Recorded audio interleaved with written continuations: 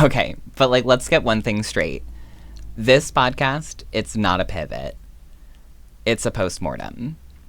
This shit is what happens when the personal brand flatlines and the human behind it wakes up confused, grieving, and really fucking pissed. Welcome to Things My Friends Say I Shouldn't Be Doing. Hi, I'm Danny, professional overthinker, strategist, freelancer, father, and somebody who's been very chronically online since the dial-up days. You know, come to think of it, that probably explains the twitch in my left eye. You know, I wish I could say that there was a single moment where it all fell apart. Like one day I pressed post and lightning struck my laptop and the ghost of my integrity whispered, "Too late, bitch." But that's not really how it happened. It was a lot slower than that. It started like all burnout does, with small betrayals. Like using words that I didn't really believe in anymore, or saying yes when my body was screaming, "No, fuck no." Or like writing about belonging while feeling completely and devastatingly alone. It wasn't just that the content didn't land, it's that I didn't. You see, I was hitting milestones that people were cheering about. Meanwhile, I was crying in my car outside my kid's school thinking, is this it?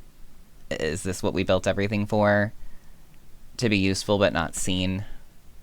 To get booked but not be okay? And that's when I realized my personal brand had become a prison with glittery walls.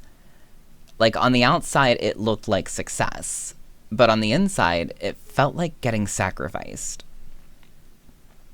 And in order to really unpack this, like I have to go back to the beginning a bit. I didn't build a personal brand because I wanted to be famous. I built it because I was fucking broke.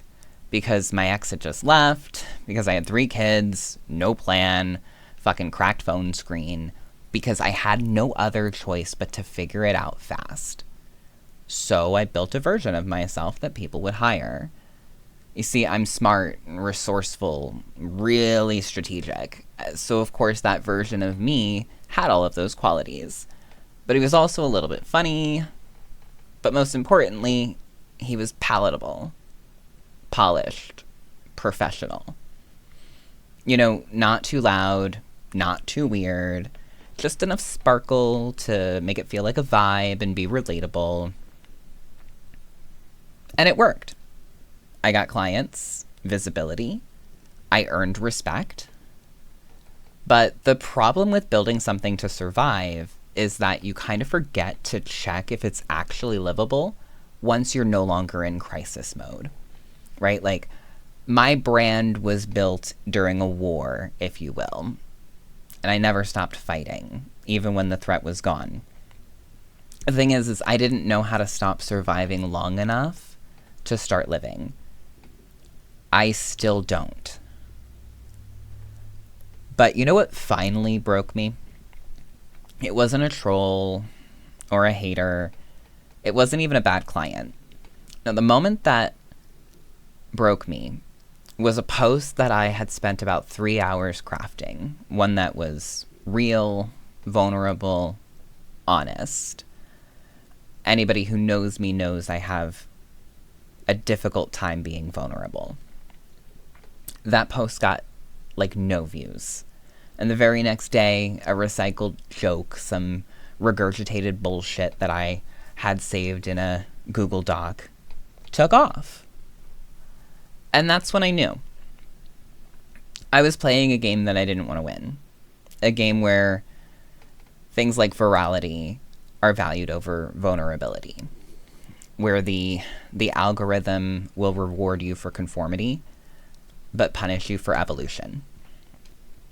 One where even your grief needs a CTA. You know, I want to tell you something really awful about myself. There are parts of me that I've never fully processed because I couldn't figure out how to make those moments shareable. Because pain that doesn't perform feels really wasted. And I know that's like a sickness, right? Like that's not art, that's not strategy. It's like the equivalent of a spiritual ulcer, like perfectly curated into a content calendar. It's fucking gross. So I did the thing that you're not supposed to do. I got quiet. Not like I'm rebranding quiet, not I'm cooking something up behind the scenes quiet, just actually quiet. I stopped posting for performance. I stopped refreshing my analytics like a crackhead. I stopped pretending that every thought needed to be a lesson. And in that silence, I met myself again. You know, not the personal brand Danny, not the strategist, just me. You know, the one who still grieves, still writes poetry and doesn't share it with anyone.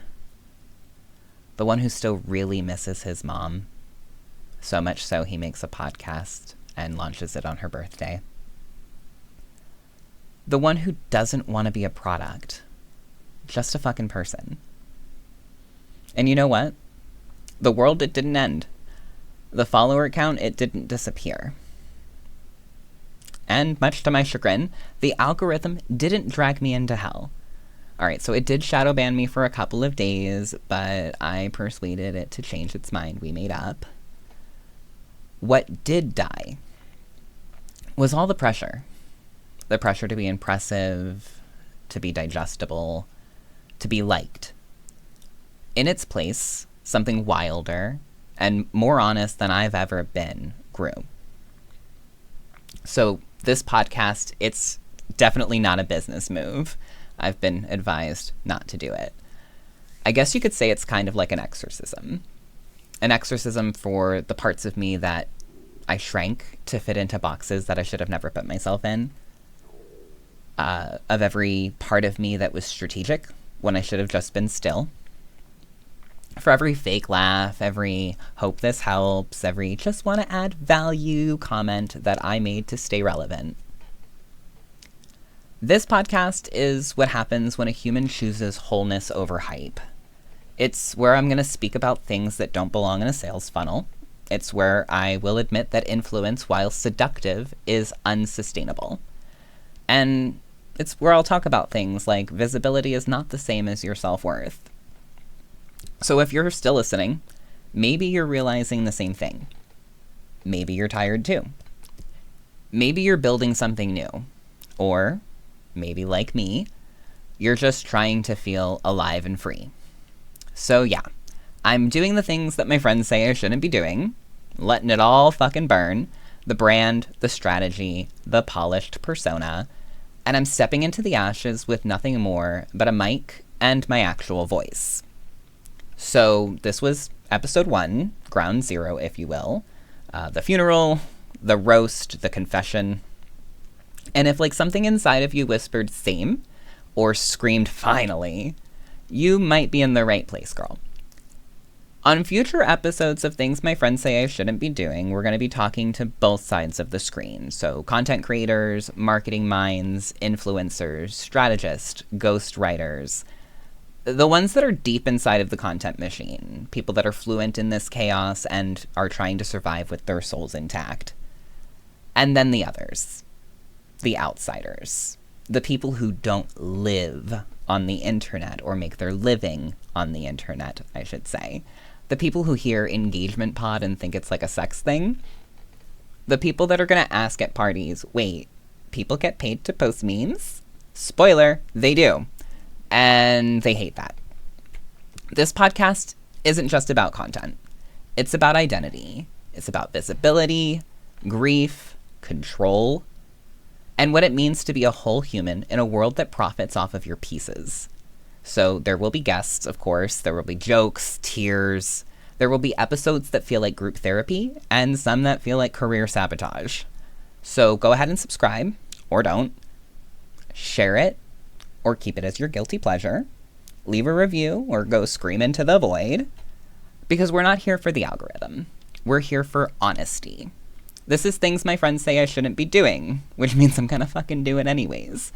So I'll see you next week, unless I go viral, or finally take a nap, or sell out, in which case make sure to buy my merch. Help a bitch out. Love your faces.